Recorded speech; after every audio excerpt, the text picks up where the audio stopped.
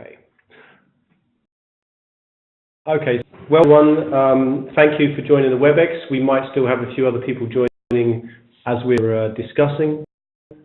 As a matter of protocol, if you can, as you all have done now, mute your microphones when you're not speaking, or if you're listening to a presentation, just to keep the background noise down, that's very helpful. So just to give you a quick outline, I think we're at time, so if we could just have a quick round of presentations, I think that would be really helpful. So I'm Holzer, and sitting next to me you can see Hans, the ISIS Secretariat here in Copenhagen. And we're part of the EMDODnet Chemistry Consortium, running the work package dealing with the interaction with the likes of MSFD experts. As well as you know, in ISIS we do a lot with the contaminants for both OSPAR assessments and HELCOM as well. We're kind of in charge of convening this workshop, but at the same time we'll have other experts who are going to be also talking and give their opinion about how we should be working forward towards some MSFD products in the context of EMDODnet. So I will go now and ask you to introduce what order I should do this in, because I might be looking at a different view to do so. I'm going to start. The first one I can see on my screen is Carlos.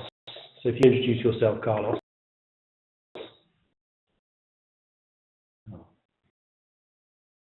No. Oh, Nia's gonna. Okay, will you just introduce? Good morning to everybody. I'm Alessandra Giorgetti. I coordinate the EMDODnet chemistry project since 2009, and maybe after I will just give you a brief introduction of our activity linked to the board. And Dag? Good morning. I'm Dag Gjerman from NIVA in Norway. And I also am chair of the MIME working group in OSPAR. Nathalie?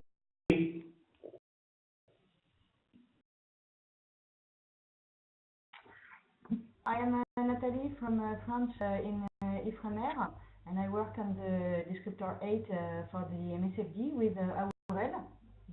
So Aurel and we're working together for that. We're in the right meeting then, right?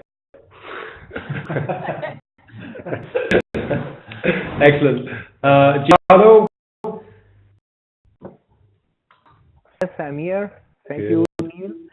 I am Dano Giorgi. I work for ISPRA, and I am involved in EMDODnet chemistry, in particular for the production of these proposed contaminant maps, and I also support the Italian Ministry for the implementation of marine strategy. Thank you. Thank you. And Lucia?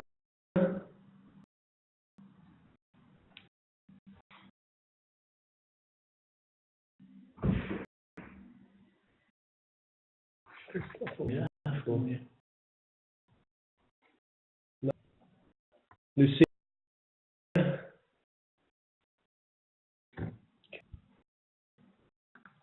All right. Mia, can you introduce yourself, please?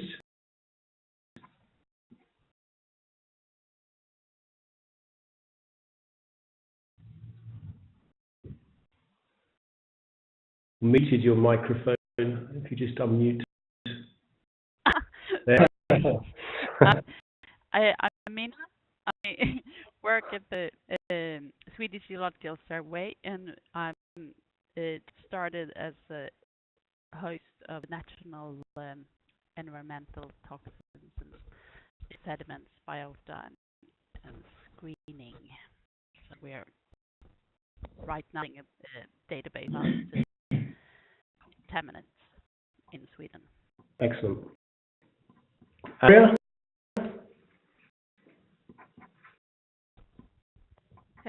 Hi, I'm Victoria Tornero. I work at JRC, especially to provide support for implementation of the Vector 8. Victoria. And I did also mention that we've got apologies from Wlodek in Poland, who couldn't join us unfortunately, and Irina at the EEA, who was going to be joining, but then is now taking a day off, I think. So I would mention the EEA because we have a specific interaction via the IONET workflow or data flow, both ISIS and EMDODnet. And the idea is both for the D5 and for the D8 that we will be trying to produce the data products that the EEA will use in their assessments and their indicators, their marine indicators that are already produced for Europe. So they're not strictly MSFD indicators, but they're kind of along the same lines, the same kind of thing. Okay, so without further ado, I think I will hand over to Alessandra. Do you have a presentation that do you need to share your screen, Alessandra? Before, I would like to give the ability also to my colleagues that here with me to introduce themselves. Absolutely.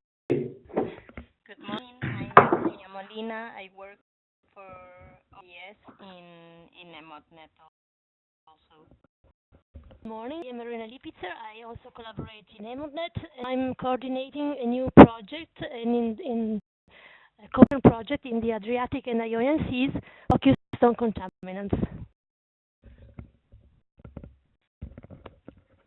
Okay, to share my screen.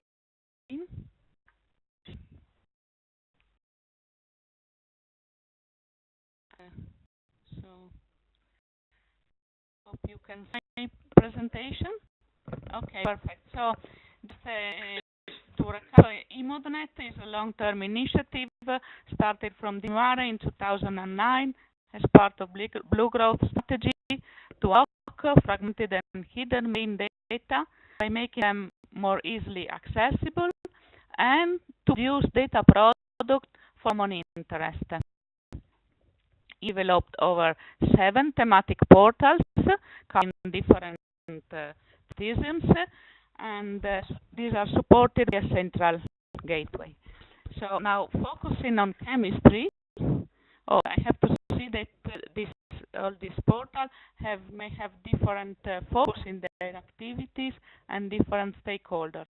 For chemistry, we were requested in the project to give a special focus to MSFD request, so to answer the needs for data products.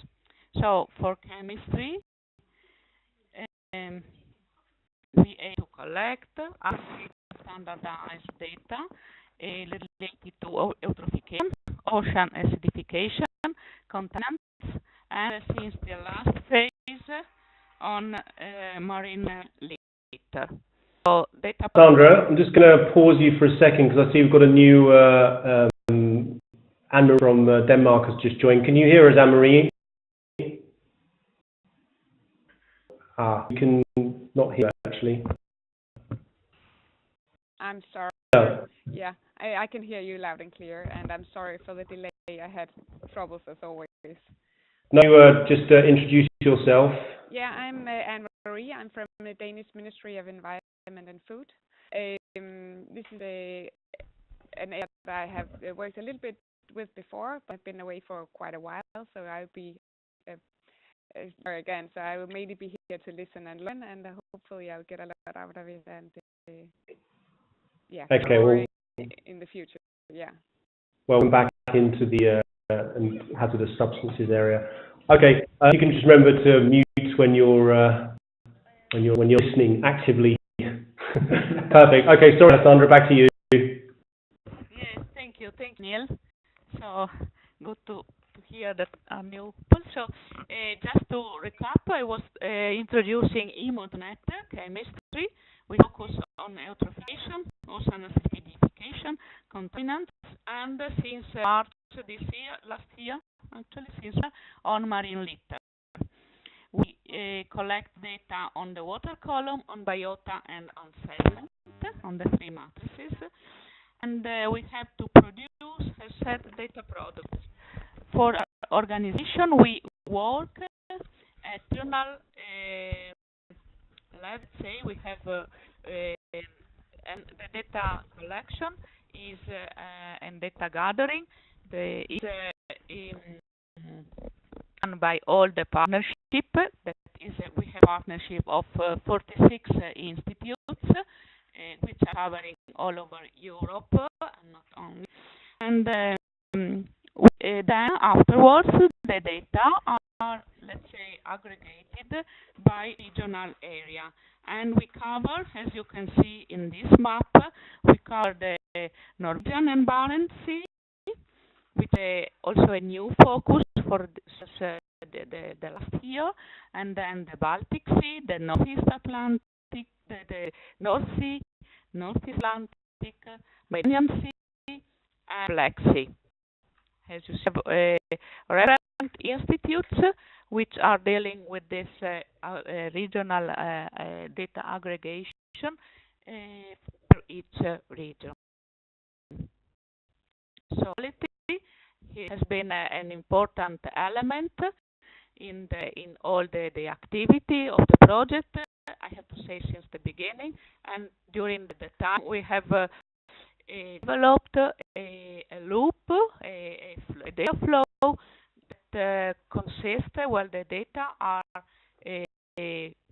included into the system. The system is a distributed system, so the data provider keep the ownership and the responsibility for the data that are included into the system. And data are checked, flagged, and completed with metadata, with the full set of metadata by the national collators. And then afterwards, data are extracted by the region, in the 6 regions that I mentioned before.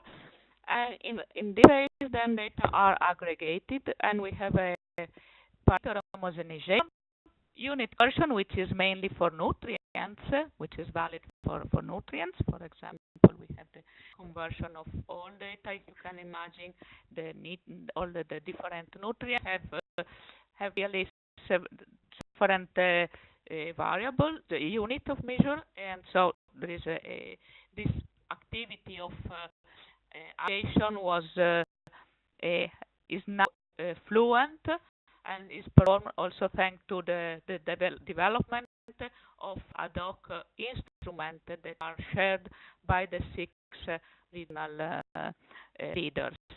We have tools that help this conversion of unit and the data validation, which is mainly also a viewing of all this aggregated information. So any time that the error is found or some issues are found that can be found in the format of the data, but also in the information which are included itself, the error are reported back to the national collators, to the data providers, who are responsible for updating the official copy of data which is available in the system, and are also responsible for giving feedback. We do not change the data in all this loop. We just flag the data if it is the case, and this is always done in communication with the data providers.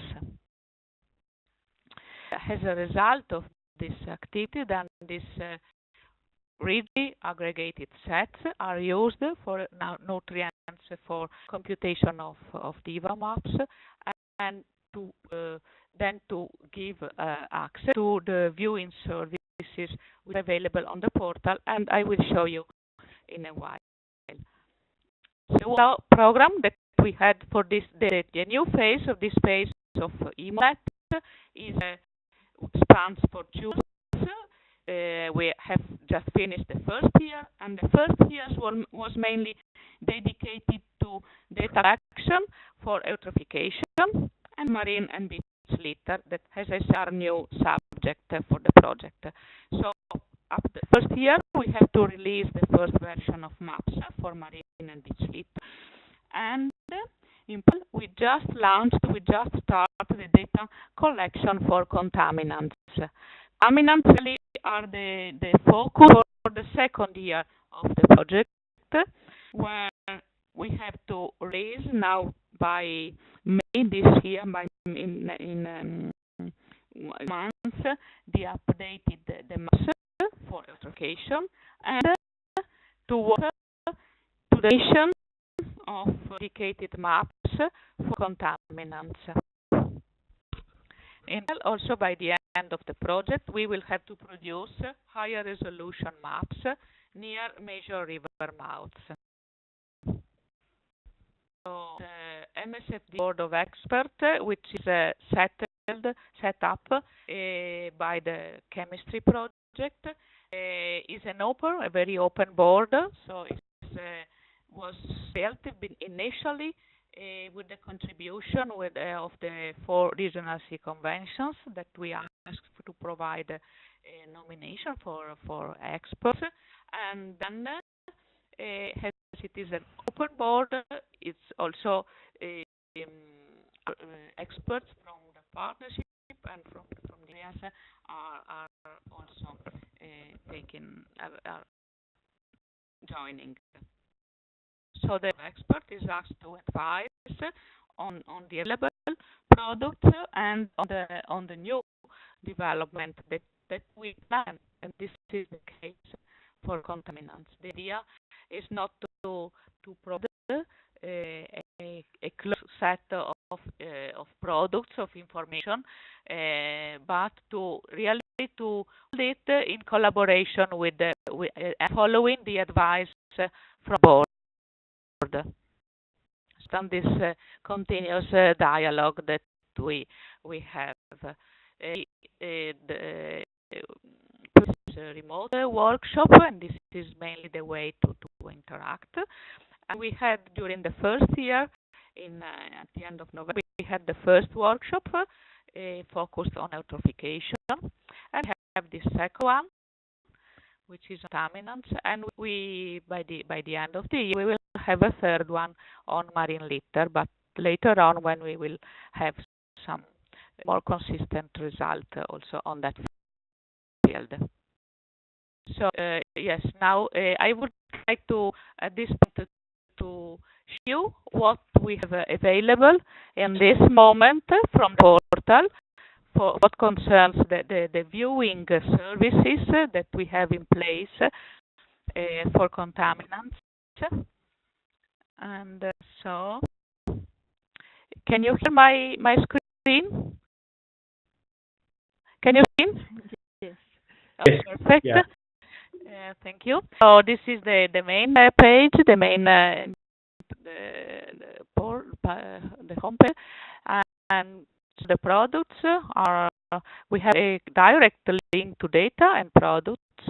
Going to products section. This is the viewing services, which is available for both the concentration maps for the. Now we have 5 regions because, as I said, the Norwegian Sea is a new focus, and maps will come later on in 2 months for this new area. And then we have the dynamic wind services. And this is for these dynamic plots. I have to say that for contaminants, at the moment we don't have any apps, any products available, because during the first phase we just focus on the collection of the data, and we realized that in action and in the aggregation of data coming from all of Europe, we had so much differences that we were not able during the previous phase to do anything. So just and Giordano later on will show you what we plan to start with the phase. The viewing system service that is available now for contaminants is just showing the availability of information, and this is for antifluents, as you see, for groups of variables, hydrocarbons, and with the different parameters, or heavy metals. So now, for example, if I go to for example, lead. Click and select the parameter of this, and then this is now the distribution of state you have in the legend. So this plot shows only the number of observations available for lead in Mytilus. Now zooming here, need time to upgrade the map. I hope it will come. What's now available in the system, that if you click on one station, the distribution of data available in the point. That's what we have at the moment. And to be able to do this, so we focused on a number of parameters that we try to find a balance between showing data in the system and not putting together information that has something to stay together. So and to do this, we are aware of the fact that we merged data. We are really not comparable, but we have done it just for give an overview of what is available all over the sea basins. So for really we will need to know, and maybe we can open later on discussion on whether this something which is useful and which is we need to be in parallel to the maps that we want to develop, or so before opening you to any question, I mean, if you want to ask something on this general overview, otherwise I will give the word to Giordano that will go more in detail on the parameter. We focus on the reasoning on why we focus on some parameter and on the new product that we want to do. So, do you have any question on this first part?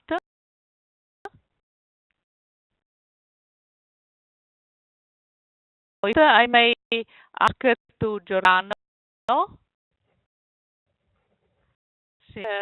Stop the ring. How to do? Okay. So sharing my screen. So Giordano, you are ready, and if you want to continue, and you can now share your screen with the share and screen, and then put your presentation, your part of presentation. Yes, Sandra, I just share my screen. I don't know if you can see it. Perfect. Yes. Yeah. Okay. In preview of your slide and slide. Yes. Perfect. Okay. So now the context from which we started in order to produce our proposals is the fact that we would like to produce specific maps on contaminants that be a useful tool in environmental impact assessment required by EU directives like Marine Strategy, but also Water Framework Directive, and also what is required by the assessment by regional sea conventions. So the first point is basically on basin scale assessment, so or sub-regional, or we could say so water bodies assessment, but it's not specific or localized from the geographical point of view we are talking about. Well, it is fact that there is large heterogeneity of data regarding the monitoring of contaminants, and so we try to find a subset of contaminants extracted from the MF proposals and also what is required by the directives, in particular, as we will see, the environmental quality standard directives, in terms of units used and matrix where they are monitored.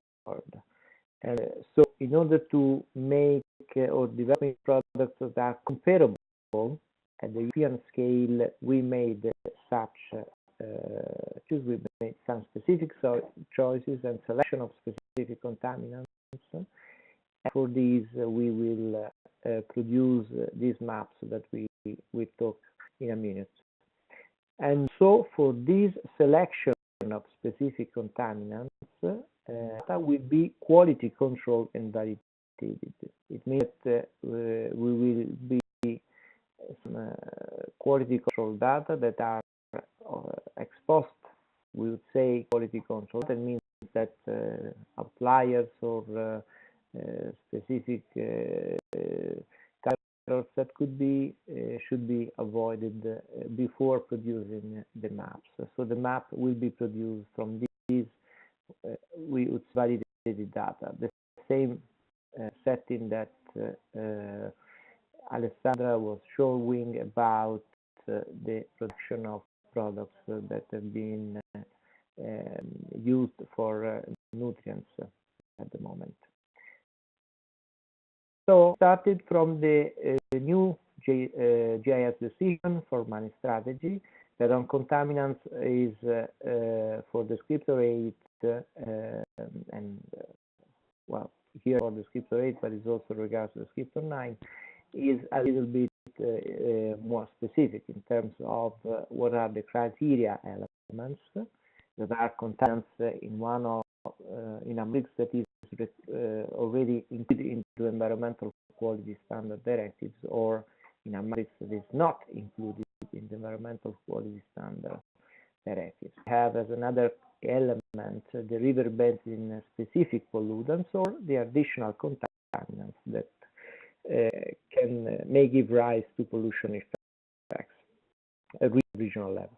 Then the criteria is that the concentration do not exceed these AQS threshold value when there are an AQS threshold value, or if these threshold values are not, then member states should establish these threshold values through regional or sub-regional cooperation. And if this regional and sub-regional cooperation is not taking place, then member states should use there are national level threshold values.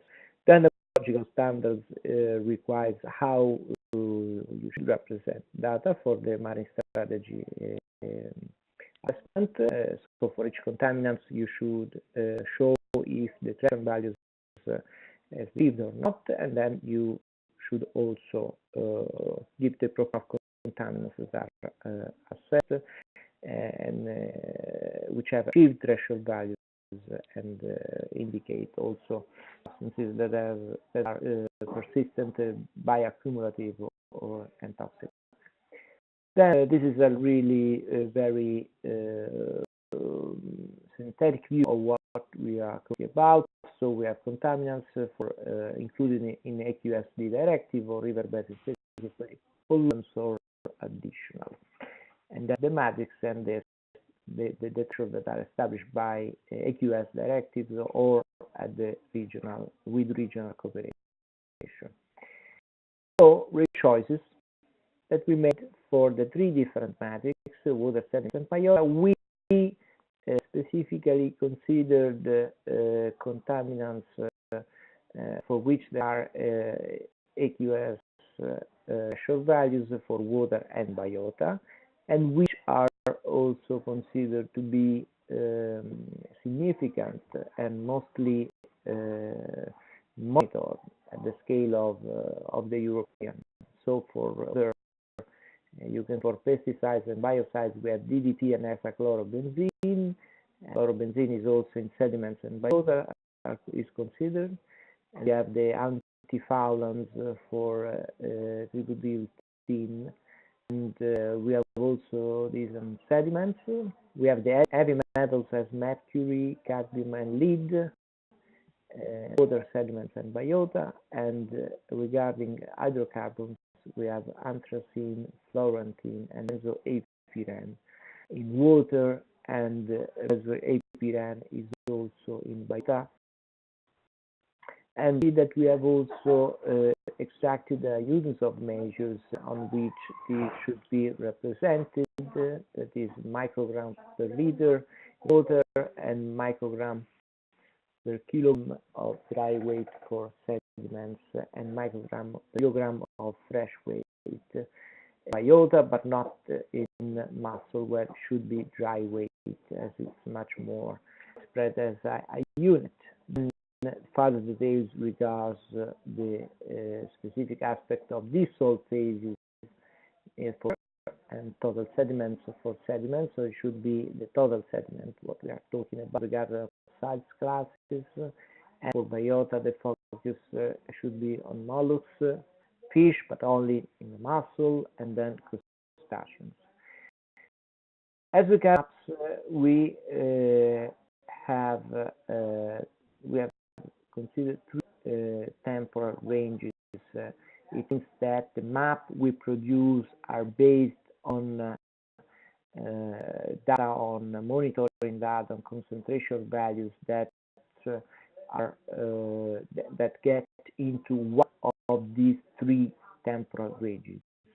So we could monitoring that before 2012 or from 2012 to today, because we are in 2018, and then in a 6-year window, because the 6th year is the cycle which is relevant for Marine Strategy Framework Directive assessment.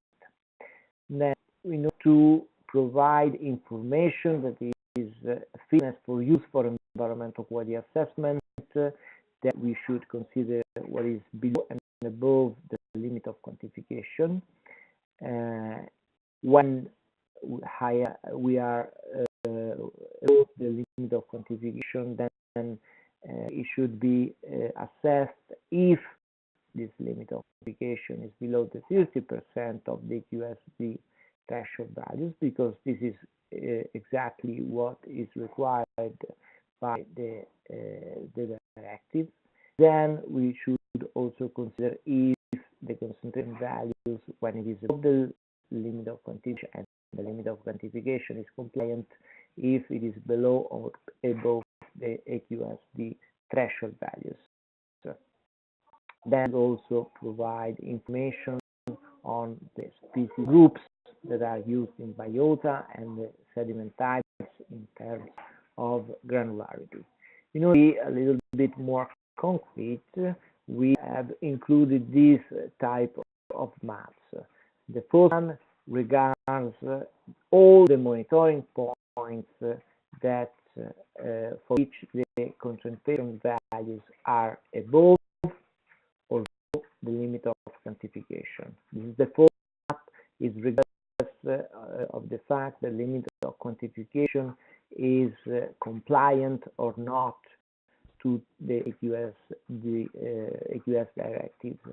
So the first map is just if the concentration values are below limit of quantification, that these points should be represented by green points, and if it is above the limit of quantification, then this point should be represented as orange point.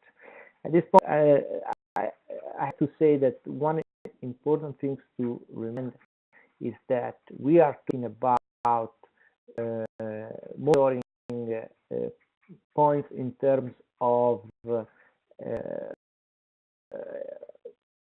assessment that you make the regional or sub-regional level. It means that these maps will not actually show the concentration values, that are used in order to produce the map, but just the points where you are below or above the limit of quantification, whatever this limit of quantification it is. At the level of the regional and regional scale, this is really very important, as I will show in the case of Italy, where we have tried to make these examples. Then the steps is a little bit more relevant for the reusable of data regarding the marine strategy framework assessment. That is, green points are that points with a limit of quantification that are below 50% of the AQS threshold values, and red points are with limit of quantification above 50% of threshold values. Points, of course, should not be strictly considered for the MSFD assessment, but we know, as we will show in the case of Italy, that there are some issues on this point. Then they also show the matrix monitor. Of course, all these maps are referred to as specific contaminants. So you can, as we will see in the example, we have selected the hexachlorobenzene. So you will have the points that are monitored in water or sediments or biota with different columns for hexachlorobenzene. For each of the contaminants you have seen in the tables, in the previous tables, then we produce a map that here with the different points colored according to the matrix. And then we have also maps that show the species groups that are monitored, for green points for mollusks, orange point for crustaceans, and then blue point for fish, and so on, and gray point for others species groups. And this is, of course, specific for contaminants that we consider for the biota. And then we will produce a map that shows the range of concentration. And in this case, it's very important to highlight that we exclude from the analysis data that are equal or below limit of quantification when this limit of quantification is not compliant. So it's not below the 50% of EQS directive threshold values, or when these concentration values is equal to 0, because we know that in that case it's also not proper to consider that concentration values for the type of analysis where you show the range of these concentrations in terms of percentile, because you could have many monitoring data that are 0, but without any other information on the limit of quantification. If you are above or below, you cannot say very much in terms of this range of concentrations. And then you can also see possible additional maps that are proposed according if there is a normalizer or not available for contaminants in sediments, and finally if the concentration values are above or below the EQS threshold values. And these last map, I would say these last maps are the more dedicated ones, because according to these maps, then you should be able to use the decision in order to make the assessment, and that last map is something that is really, we get into the assessment process that is actually ongoing in the member states. But anyhow, in principle, also the last maps could be produced and see what comes out. Then the specifically contaminants that have been selected for biota, then we have selected all the contaminants that have threshold values in the AQS directive, and then we have selected which contaminants were also into the EMDODnet chemistry proposal. And so this is the contaminants that highlight green are the contaminants that were both in the directive with the threshold values for biota and in the EMDODnet chemistry proposal. And yes, these are also other contaminants that were not in the proposals but have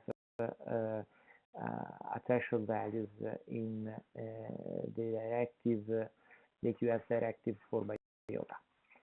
I would say that regarding the values for sediments, as you know, the QS directive does not fix any threshold values, but the regional conventions provide some of them. Here you have a table extracting for Barcelona conventions that has fixed some threshold values regarding the background assessment concentration, and so for sediments the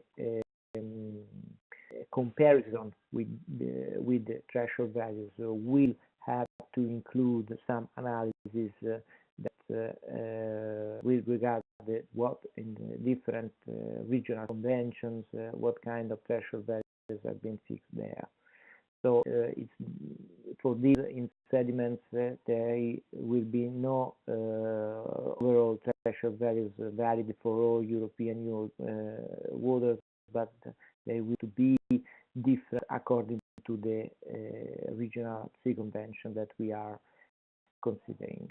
Then yes, this is already a timeline that also Alessandra has showed, and now I will like to show two examples that we have produced in Italy regarding this type of maps, and I hope that you can see this and know how to do all this.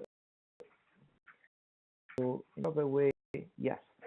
So this is one example of maps that are based on hexachlorobenzene, and for monitoring data that are in the temporal period of, from 2012 to today. So what Italy is actually now considering as regards the assessment of marine strategy. Here we have the points that are colored according to the different matrices. So brown is sediment, blue is water, and green is biota. And here in this map, I have also represented. We have also represented the territorial water for Italy. There are the 12 miles from the water baseline. So this map,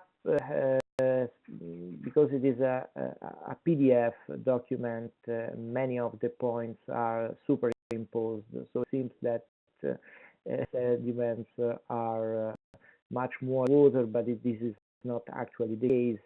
If this map is represented as different layers, then you could turn on the different layers of sediments, water, and biota, and then you can see that there are differences, but there is not an overall monitoring. But as you see from these maps, you for chlorobenzene, you also see where most of the monitoring effort is and where and is distributed. So it's a map that gives you the specific information on the assessment of these scales, so the regional and sub-regional scale. And so, for example, you can see that you have here in the middle of the Mediterranean Sea, some, and also this transect here, some of monitoring that regards actually also deep water in this case, and this is not the fact for example for sediments. So you can see that regarding Sicily, more of the monitoring efforts is on this side and no or other information of this kind. The other map that we have produced as example is also regards the chlorobenzene in biota, and what are the points that have a concentration value above the limit of quantification that are red, and below limit of quantification that are green. And from this map you can see that we have selected a subset of the previous one, but in any case you can see that there are very specific differences here. So for example here in the Puglia region you have all above the limit of quantification, because this is a part of the coast that is where there are many industrial plants, or have been in the past many industrial plants. Instead here you do not have particular problem. Of course you should also compare this data with our map that we have not produced, but we could produce in the same, we will produce in the same way, that if this limit of quantification and is compliant or not directive, but in this case it is compliant. And in the map for the species groups you would see that this regards the Nautilus, so the Yes. Just checking on time here because we need to leave some space for actual discussion and questions. I have finished. So, you are finished, okay? Yes, I have finished. Okay, perfect. So I don't know. Sorry. Apologies for my impatience there, Giordano. If you can leave your presentation open for a minute, Giordano, because what we need to do is really we sent out a questionnaire which really frames exactly what you've just described, and maybe we just need to get some specific feedback. I think the first thing to ask is if there are any clarifications or questions to your presentation that we can hear from the various people. So I'll ask that first, if everyone's clear about what you presented and what we're trying to do. Any questions? Sorry, can you hear me? Yes.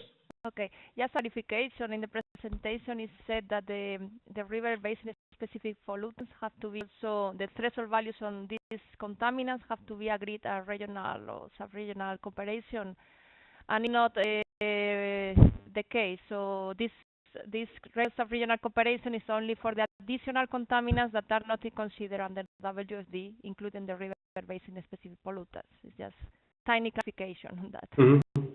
Okay, Dora.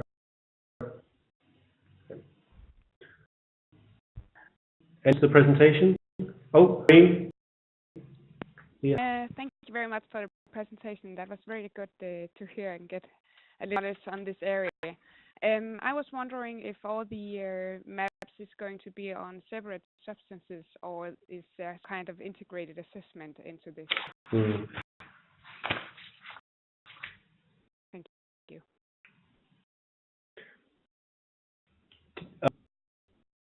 From your point of view, Giordano, do you want me to? Because I can say that the EMDODnet chemistry is not to make assessments. So what we're trying to do from the EMDODnet chemistry is produce products. They would be at the substance level that could then be fed into, for example, in the Baltic you have the chain, like that aggregates up all of the different substances. The assessment part. So EMDODnet stops at the point of actually making assessments. It doesn't do that. It produces data products that could feed into whichever regional assessment process you have, but it wouldn't make any assumptions about doing the aggregation. Different at a national level and in different cases, but on the regional level and what EMDODnet's trying to do, we stop short of that part. And I have another question. It's regarding the regional assessments.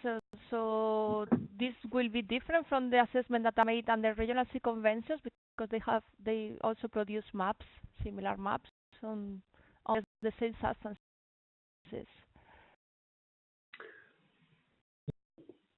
So So we have the whole regional C assessments, the various ones that have now, well, more been published for most regions. And the idea is not to be competing with them. So this is very much a collaboration, and it's basically trying to see where there are perhaps gaps in data or gaps in products that EMDODnet chemistry can fill. So with the discussions we've had previously, because EMDODnet chemistry has been running for a number of years, we can certainly see that in the Black Sea and the Mediterranean there is a bit of a need for support in terms of gathering the data, but also making the data products from it. This is less prevalent in both the OSPAR and the HELCOM area, of course, because there's a fairly good process in place. There's a video on, so please. So really not really to compete or overwrite what's going on with the regional conventions, but it's basically to complement and assist where it's possible and practical to do that. If we go to the eutrophication area, we had someone from the EMDODnet team actually attend the condens group for the OSPAR eutrophication for that very reason, to look at some of the gaps that they have in their data sets and also in terms of the products they're producing.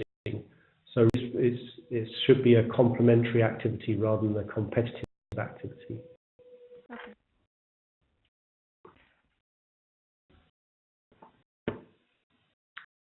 Okay, so 2 seconds. Are you writing down some of these questions for a summary of it?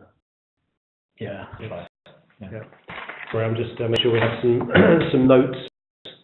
We had the question about the application of data products into assessment and what the relation between EMDODnet and the regional assessments are. Sorry.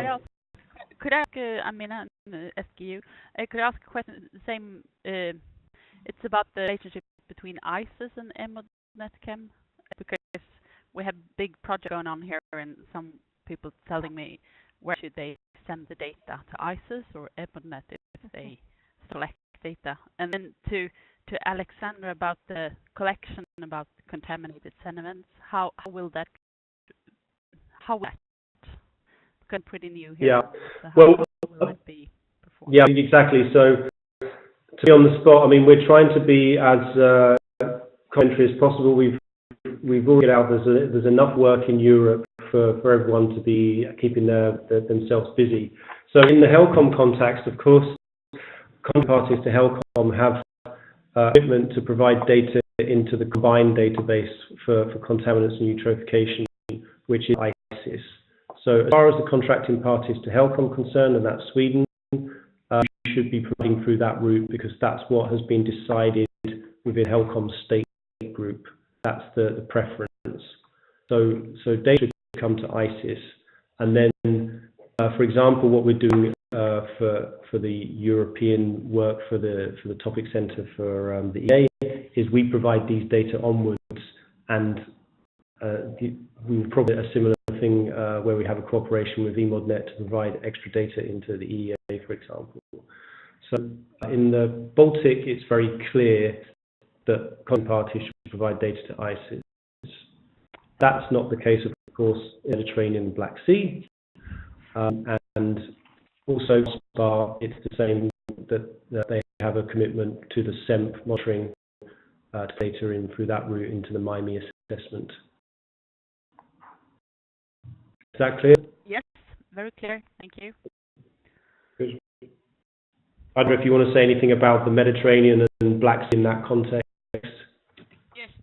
First of all, I want just to confirm what you just said, and just to say that ISIS was one partner of EMDODnet since the beginning, since 2009, and we have always, tried to be collaborative, as you said, and to contribute and in a synergy with the data. And now this is more recent in all the interaction and the request of information, of aggregated information from regional sea convention, from we are always interacting, say, going through ICES, because we are always give a combined answer in data. So starting from the two actions are complementary, and we supplement with additional information on where ICES is not already covered. So the request that you have on how to collect the information, we have a data format. It is based on EMDODnet standards, and EMDODnet infrastructure is running also for a number of years and developing this distributed system together with a number of common vocabularies, which are BODC common vocabularies, and where even there is a with ICES and integration. So, for what concerns the Mediterranean, we are now in contact with the INFORAC to try to strengthen this synergy, because and this to strengthen synergy and to give to data has provided by EMDODnet through INFORAC. And INFORAC also in this area should complement from member states which are not maybe partner in EMDODnet, complement the information which are already included in EMDODnet. So even in this area, with this dialogue that we have, we are provide information from the different sources in an aggregated way.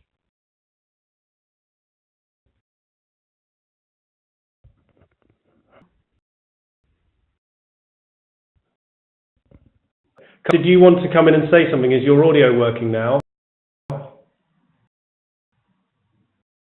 No. No. Okay. Well, let me just. I'll just read out what Carlos just wrote. Just basically giving the Carlos from UNEP map in Iranian, saying that it's not complementary rather than I can't even pronounce how he's written it. Co-opetition. So contracting parties to the Barcelona Convention have the obligation, of course, to submit data to the Secretariat in Athens. Of course, will be part of the INFORAC, the regional activity, which also Gianna knows a lot about. Okay. So, if we can just go through very quickly some of these questions. Some of them are very, I would be fairly straightforward. Some might be a little bit trickier. So sorry, yes. I'm Giordano. Yeah. Just want to make a brief reply to what Veronica said about river basin specific. Oh, okay. Victoria. Victoria. Veronica. Sorry, Victoria. Sorry, Victoria. It's fine. No, the point is that you are right that for river basin specific pollutants, the new GIS decision refers to the directive, water framework directive, in terms of threshold values. So, strictly speaking, for EU member state, these should not require regional convention, but at Mediterranean level, as far as you know, we have the IMAP process that now includes these by marine strategy framework directive, but there is no water framework directive for non-EU countries. So this is one of the points that has been raised in the discussion with the UNEP map. So in case of the Mediterranean, we have this shift between the two, because the IMAP includes marine strategy, but there is no analog of water framework directive for non-EU country. Okay. Just a little remark. Anyway, thank you for your comment. For clearing up the situation there in the Mediterranean.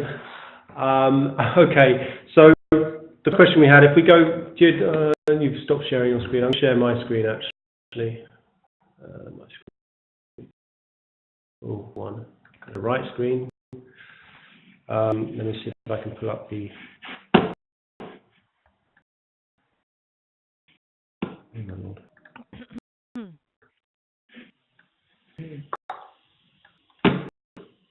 Okay. So the questionnaire we sent around, the first parts are just a summary of what Alessandra presented, so I don't need to again.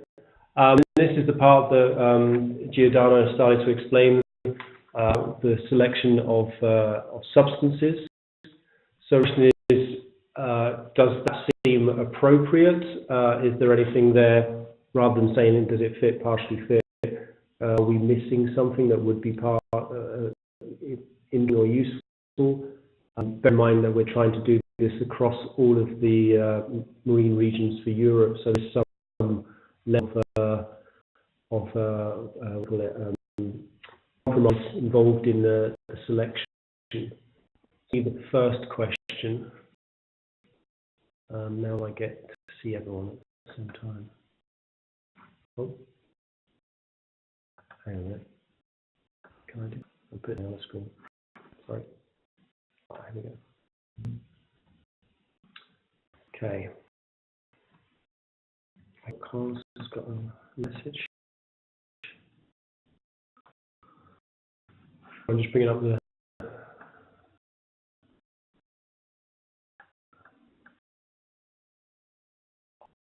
Okay. Okay. So, any comments to the selection of substances? Well, say it depends on the scope of the selection. If it's just like an initial test of EMDODnet, I think it will start with few substances for which there are enough data. Mm-hmm. But of course, it's very much limited. So it should at least, in my opinion, to include all WFD substances, for example. Okay. So now the watch list, also under WFD, that they are collecting monitoring data for additional substances. Mm-hmm. Also, we are now collecting the substances that are going to be reported for MSFD, and we will provide this list in next month probably, so you can also see which substances are really reported by member states, and they could also be included. Yeah. Okay. Well, because of course I've seen that list, Victoria. It's quite a big list, right? So it would be a maps.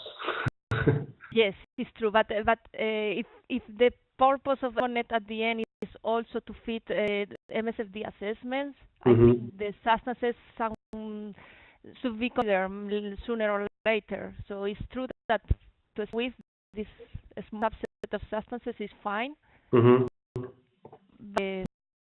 You can start thinking of additional substances, and this has been quite reduced after the second round of consultation with member states.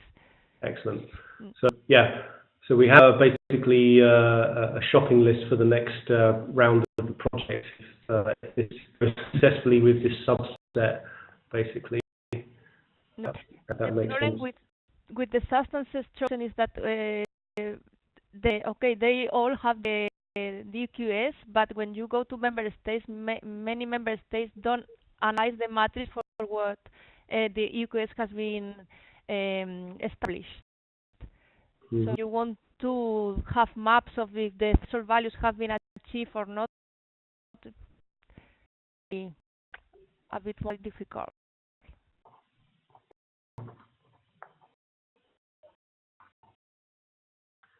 And necessary in the correct matrix. Okay. That's Victoria. Other comments to substances? Yeah, I'm Mostradler from Ifremer. Why won't you start with the common indicator, which are common at least for SPA and MEDPOL? They are the heavy metals, mercury, cadmium, and lead in sediments and biota, PEHs, PCBs.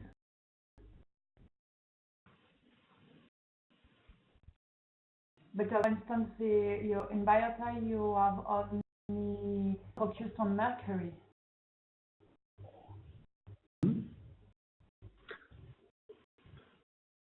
Why choice instead of having mercury, cadmium, and lead, for which ones you may have metadata?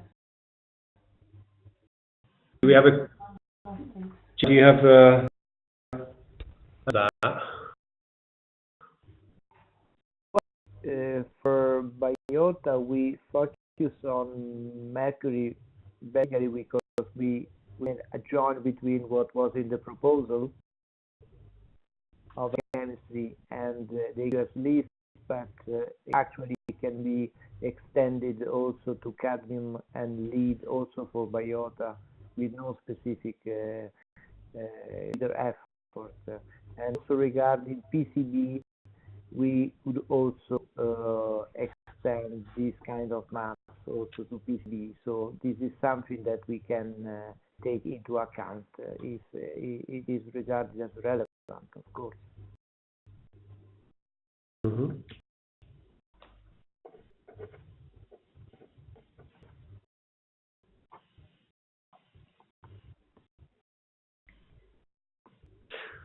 Yeah, so you haven't got Martin Larsen from Aarhus University on the call as well, because he's of course part of the EMDODnet chemistry project, and he's also the product leader for the C.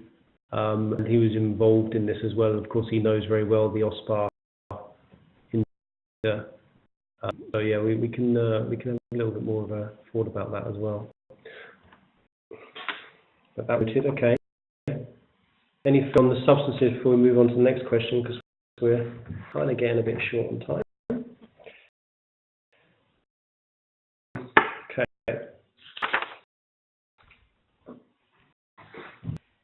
So now about the maps. Let me move down to the. So there was an example of the maps there that you saw in Giordano's presentation. Different colours. Oh yeah, I'm just about to see the colours. Yeah, that was that Giordano presented more or less.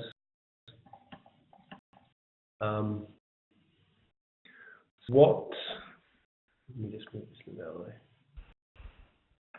Is in terms of environmental status. So environmental status, of course, in the MSFD.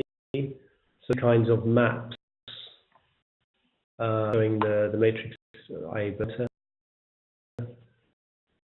Maybe add into perhaps the product you're making within a regional assessment. I think that yes, the matrix, the showing the matrix is perfectly useful because, for example, in the new Commission decision, it's also said that the species have to be selected through regional cooperation.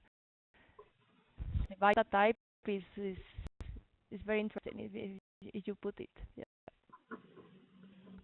Okay.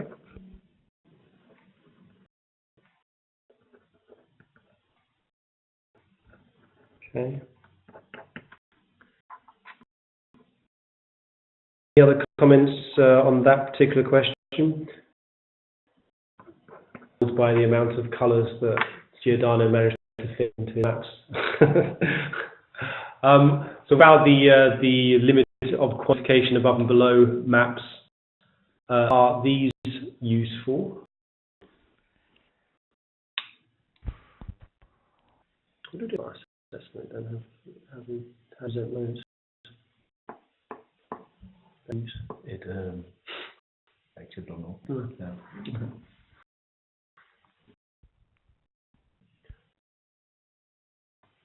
Can I ask you, Dag, as the MIMI expert, how do you deal with this in the OSPAR assessment tool? Is it something in the background, or do you actually show this kind of information on the maps in the end? I can't remember off the top of my head how to deal with it. In the map, as a particular kind of symbol, if the median value is below the LOQ. Okay. And then click on them, and then you can click on the dot, and you will see the time series, and there also is a marker for the when the median value is below LOQ. Okay. I isn't so far away from that kind of approach. No, so I certainly think it's very useful to show it in some where. Yes. Very good. We know OSPAR is a little bit allergic to colours because then people get upset about reds and greens. So tools are more in some of the regional settings for sure. I was going to comment on that. Okay. Careful when we're using greens and reds and so on. Sure.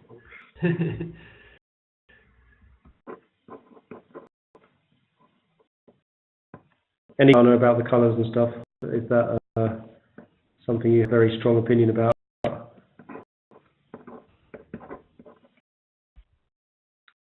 I didn't hear your from the NIVA. Sorry.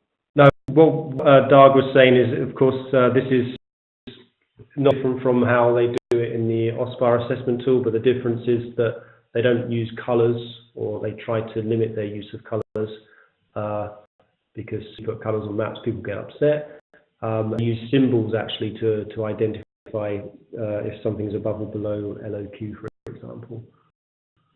So it's not so different, but it was just whether you're feeling like it, when you present this in the Italian context with your reds and greens, does that ring alarm bells in the Mediterranean?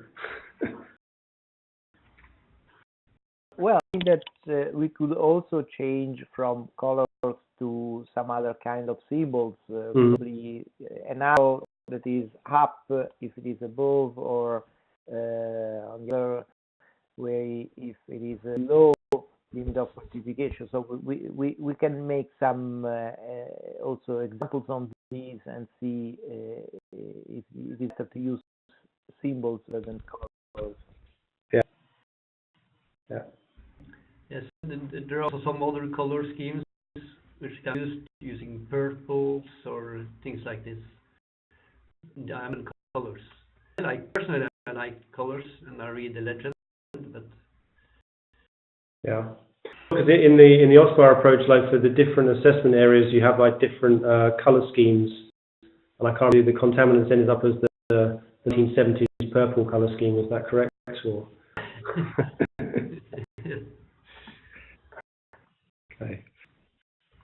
Okay. Comments to that was about specifically the above or below LOQ, and then of course then you have the LOQ, the quad threshold. And more specific comments about that. Kind of what we want to get a more general, because of course this isn't the last time we'll speak to you, and of course we'll come back when we've actually built up some of these things. But we need to make sure, as Sandra pointed out, in terms of where we are, we need to be collecting the data that's going to be appropriate for making the products later in the year. So we need to make sure that if we're doing something in terms of the way that we're collecting data, we've got that covered. So that's one of the things that we need to hear. If there's anything you think, we're not actually getting the right information to actually produce these products, we should be aware of that. Also, more generally, whether you are the kind of approach that we're suggesting here is more or less sensible and is more or less relevant. That's kind of an important kind of indicator to get from you collectively today, whether we're completely on the wrong track. So Brenda, to say something about that.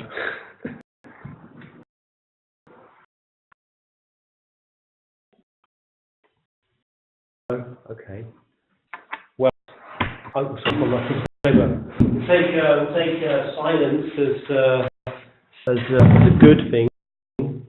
Generally happy because people are more verbal when they like to complain. So let's hope that that's a positive thing. We didn't show an example of this one specifically about the range of concentrations for substances. That I imagine would be quite an interesting one. I don't know if, did you have? Oh, I've probably got an example of that, haven't I?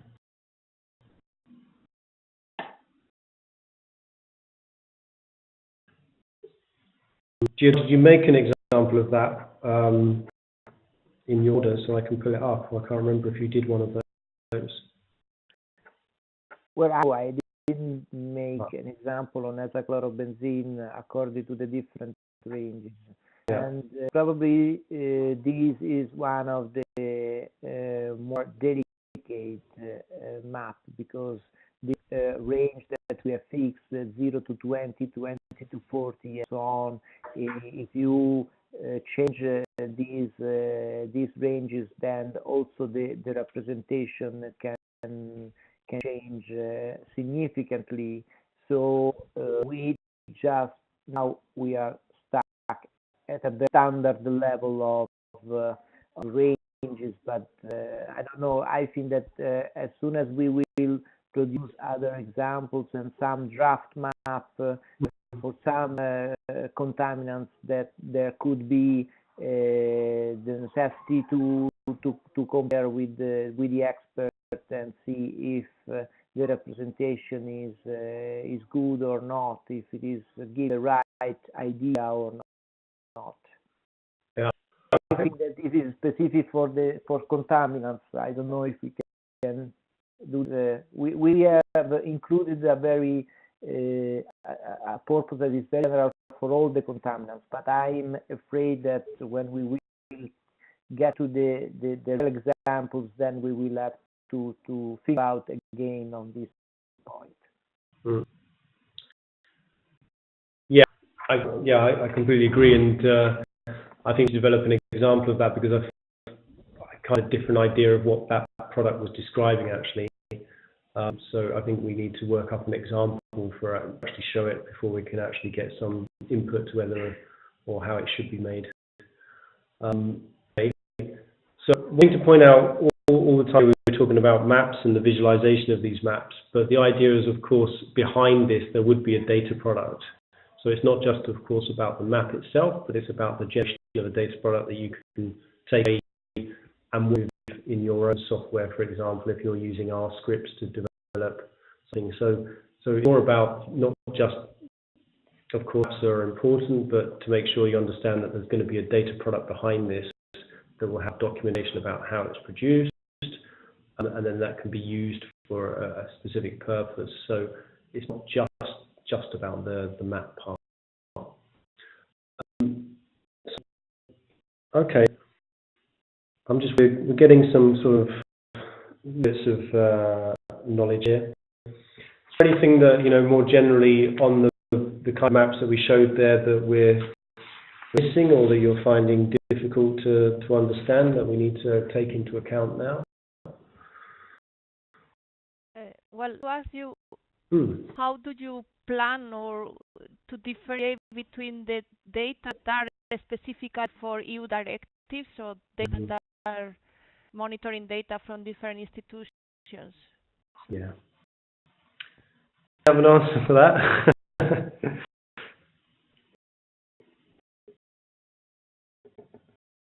the moment, we have the information. Can you hear me? Now we can hear you, yeah. Okay, sorry.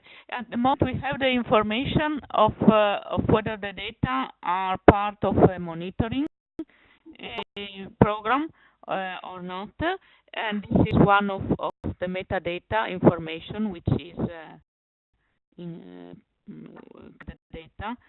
But we do not have track on whether a certain data set has been used for assessment and so on by member states and so on, or for our products. We do have the information of we have the field of project, which means if a certain station, certain data has been collected in the framework of a research project or a monitoring program, and which is the name eventually of the monitoring program. Yeah. That the coordination with EEA can help with this or not? They will collect data for MSFD. So I don't know how you will include the data that are provided to EEA, then to EMDODnet, or it's the other way around? I mean, now we have dialogue. I mean, the day is the other way around, as you mentioned. In fact, we have now a dialogue with EEA, as I mentioned, together with ICES. EEA is going to evaluate whether to use EMDODnet chemistry data for a number of indicators only, for just to use data coming from EMDODnet. In this exercise, we provide all the data that have, so both monitoring data and research data. So are flagged, as I said. The information is you can the two sets of information, but we provide all the data to EEA. Neil wants also to add something? Yeah, sorry, I'm just trying to read. Carlos is making some comments as well. Yeah, just to clarify a little bit with the EEA. I mean, of course, the EEA is kind of like doing the directive reporting for the MSFD, which means it's taking care of the article reporting and the whole reporting process. But they're not actually dealing with. I mean, of course, the ENDODnet data flow is separate from MSFD. MSFD reporting is focusing on the results of assessment and good environmental status and yes and no, and that's the bit that they will take forward. Connect is the whole work around the Article 19.3, which is about making the data available that's been used as a result of assessment. And that's where Inspire comes in, and distributed networks such as EMDODnet and ICES as well. So a member country can point to data that is being hosted or managed by another entity such as EMDODnet or ICES as part of its report obligation to both Inspire and to the MSFD.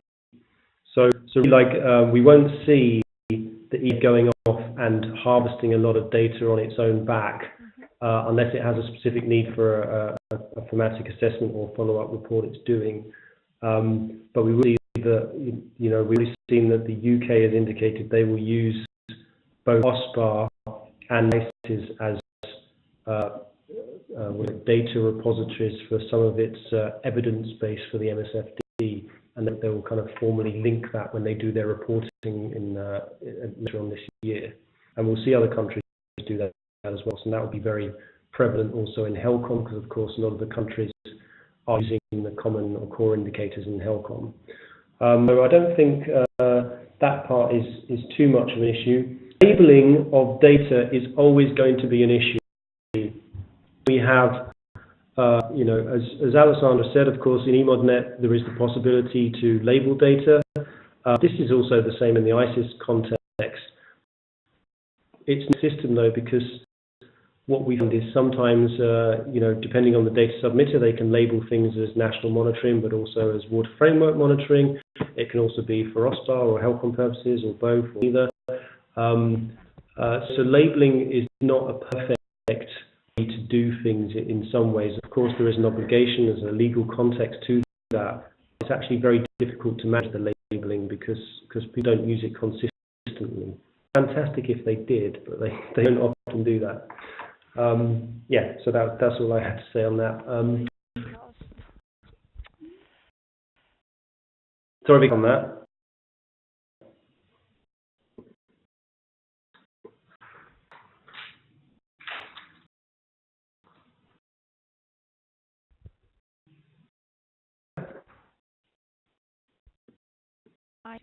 Oh, we're back. We can hear. Did you? I lost everything when I was asking. So you did. Good news is we've recorded this. So if you, where are we? Hang on. I'm just going to stop for a second sharing my screen. There we are.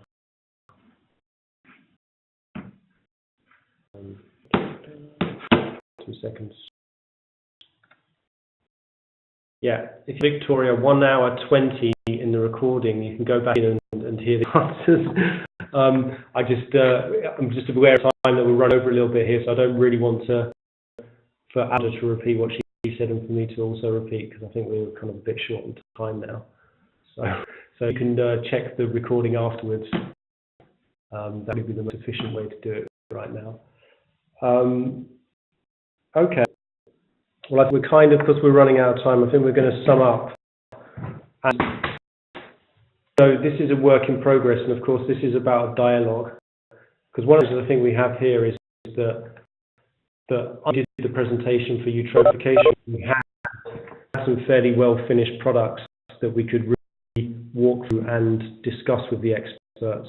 The contaminants, even though there are some contaminant products up there, we know they're not the ones that we really need to work on for like an MSFD relevance and regional relevance. So a bit of a different, different stage in the process we're at. But what we need to do now is we need to go away, make sure that we get the data into the system in the first place to make sure that we can actually do some good coverage for the different regions, but also then work on the production of maps in the autumn. So at that point, I imagine we'll probably ask you to jump on another call to look at some of these maps before we go a bit, public with them, to give an opinion of how we're actually looking and to find out where we're actually still need some work. That's the forward process of where we are. And just today, we'll post this recording so we can go and check what we said, and just a brief written summary as well with some of the links to the presentations that were given. I'm not sure all of Giordano's maps will be in that presentation because there is some sensitivity around them. So are there any final words? I'll let Alessandra probably have the final word unless anyone has any other comments that they would like to add at this point.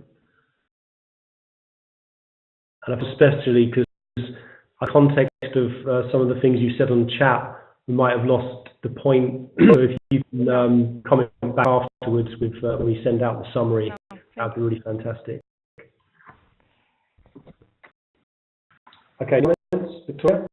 I have lost the communication the last 5 minutes. Sorry about that. Okay, just summing up. So once again, if you refer to the recording, yeah, you're going to be busy listening to what you missed. But I'm just now saying that we're more or less closing this, but there will be some follow-up, both in terms of the notes and the recording, but also later on in the year when we've actually developed the products based on the data collection that we're now going to be doing in the late spring and summer.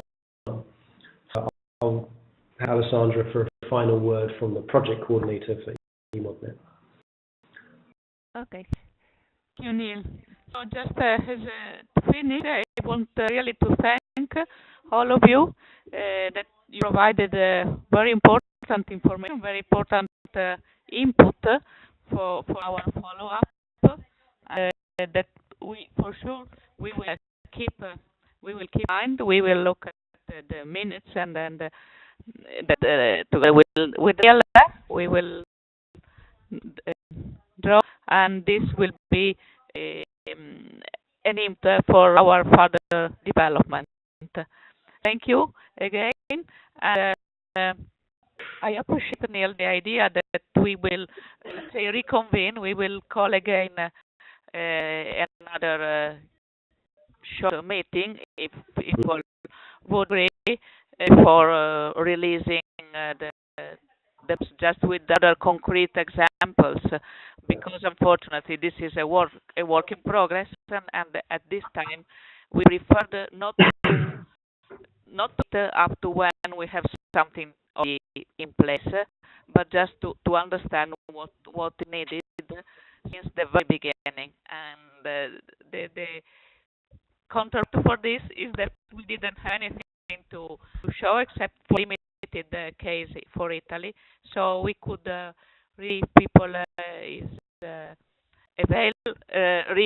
repeat this some meeting when with the examples ready. Thank you. Okay, so with that, apologies for running slightly over time. Sorry about that. But I hope it's been slightly educational for those of you that are not aware of what EMDODnet chemistry has been doing. Those of you that are, hopefully on board, or at least following what we're going to be doing next. So thank you very much. And I wish all of you a lovely weekend. We've got snow here in Copenhagen. Yes, we might be out searching this weekend. So I wish the rest of you a really good weekend and good from us. Okay, thank you. Thank you. Thank you. Bye-bye. Bye. Bye. Nice. Cool.